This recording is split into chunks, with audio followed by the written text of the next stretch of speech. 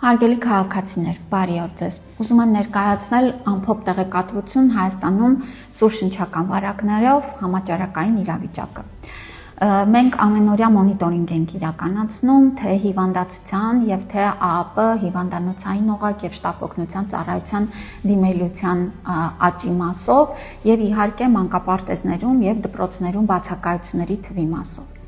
Հարգելի քաղաքացիներ, ընդհանուր դպրոցների կամ մանկապարտեզների դասապրոցեսը կանգնեցնելու մենք իրավիճակ չունենք, սակայն մենք ունենք շատ հստակ մեթոդ եւ գծագրված մեխանիզմ աշխատանքի, որ այն դասարանները, որտեղ բացակայությունների թիվը 20%-ից ավել է,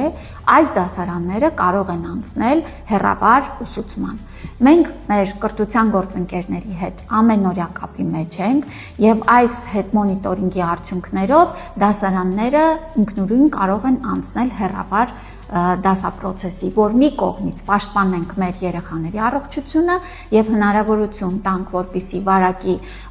այդ դպրոցներում կոնկրետ իջնի թվաքանակը, բայց մյուս կողմից էլ չխաթարենք ընդհանուր հանրապետությունով դասապրոցեսը։ Եվ նորից եմ ուզում կրկնել, ընդհանուր առմամբ համաճարակաբանական գործիքները պետք է ճիշտ կիրառվեն եւ այս վերջերս անընդհատ քաղաքացիների կողմից այս հորդորներն են հնչում, ուզում եմ դուք իմանաք, տեղեկացված լինեք, որ բոլոր գործիքները կիրառվում են ըստ ցուցման եւ եթե լինի համաճարակաբանական այնպիսի իրավիճակ, որ կարիքը կլինի ընդհանուր դասապրոցեսի մասին որոշումներ կայացնել, ապա մենք դա կանենք, սիրելի քաղաքացիներ։